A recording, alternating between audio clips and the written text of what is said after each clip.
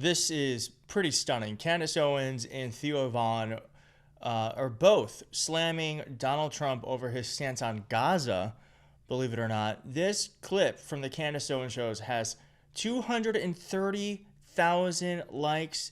It has 2 million, 3 million views.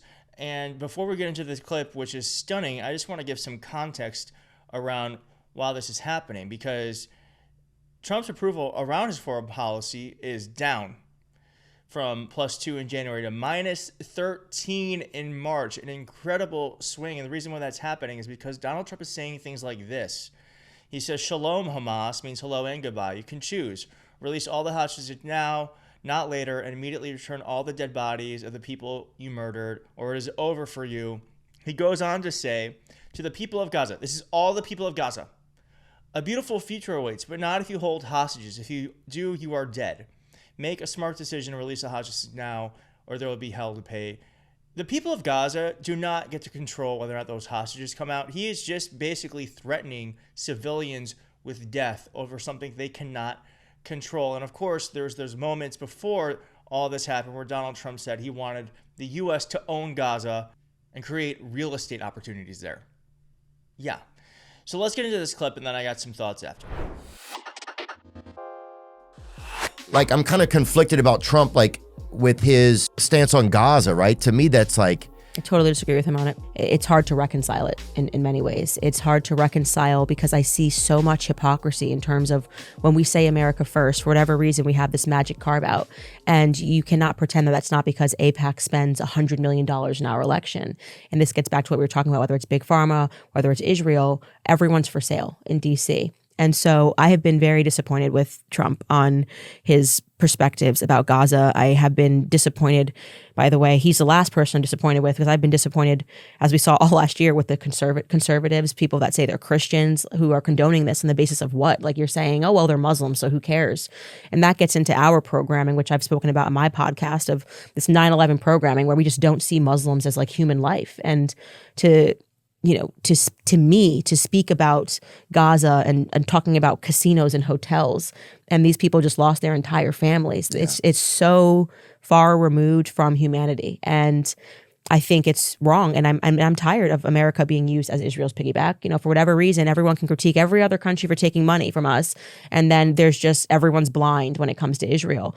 And obviously, I paid a very heavy price for saying that last year, but I don't care, because I am truly someone whose values have never been up for sale. Like, I don't care. I will burn everything to the ground and rebuild it. I have to be able to like sleep at night, and to see those Palestinian children, and the images are seared into my brain.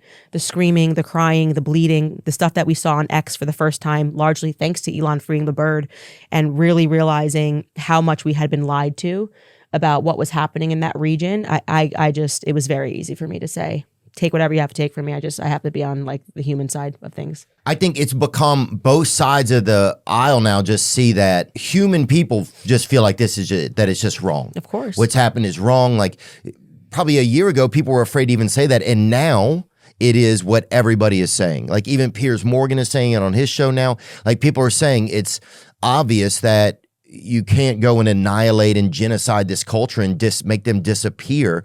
And then Trump to come on top of it and say you're going to go on a lazy river where there's bodies of, like, who could even go to that? So this is stunning, because obviously this is just so rare for anyone to come out against Trump. And for someone like Candace Owens and Theo, who have massive platforms, to be using it to criticize the Trump regime is incredible.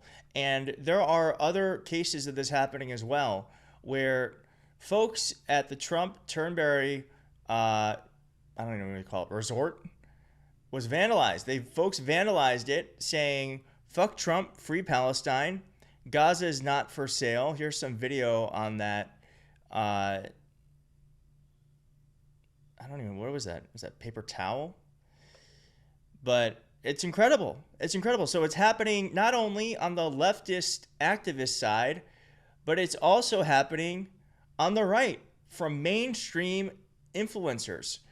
And I think we just got to keep this up.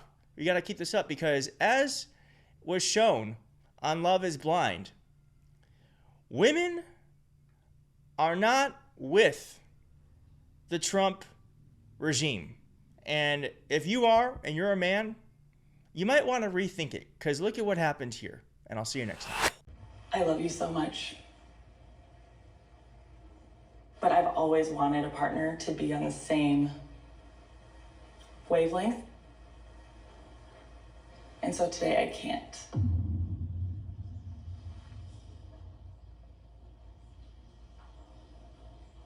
I'm sorry, but I don't want that to be misunderstood. I still love you, and everything about you is amazing. Mm-hmm. And I care about you so much. I care about you too. And I love you so much. And I know I want to stay with you and keep growing our relationship if you'll let me. We'll see. We'll talk about that. Okay. I love you. I love you so much. I know that the connection we have is so real, and my heart is there. But we talked about a lot of the values that I hold so close to my heart. Making this decision, my mind is telling me I can't. Rise and fall right now. Something in Are you okay? Okay. I'm okay. See me in the back. See me in the back. See me in the back. Okay. Can you feel my heartbeat? Oh my gosh. I'm fine. I'm fine. Get me out of here. No. You guys, really, I'm okay. I don't know. I feel kind of numb. Do you? Oh yeah. Because it's sad. Like, I was really excited sad. about Ben. And I'm just, like, he's such a great person. I just, like...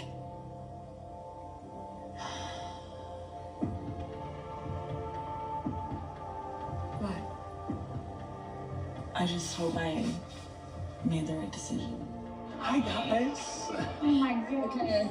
Love you guys love too. you. It was a lot, but we're rolling with it. I just want to talk to her. Yeah. Was it like the time frame? I mean, I knew the whole time coming into this, the time frame, like, that's not... Like, I feel like I know him. Like, really. Yeah. Like, I remember, like, I asked him about, like, Black Lives Matter, and I'm no expert. But, like, when I asked him about it, he was like, I guess I never really thought too much about it. That affected me, especially in our own city. Like, how could it not? How did it not make you think about something? I asked him, too, like, what his church's views are, and he said he didn't know. And so then I watched a sermon online From his church. about, sexual identity. Okay. And it was traditional. I told that to Ben. And his thoughts on it. He doesn't really have much to say about it, you know? I want him to think about that stuff. Sometimes I did wonder if it was surface, fun, carefree love that we had. Equality, religion, the vaccine.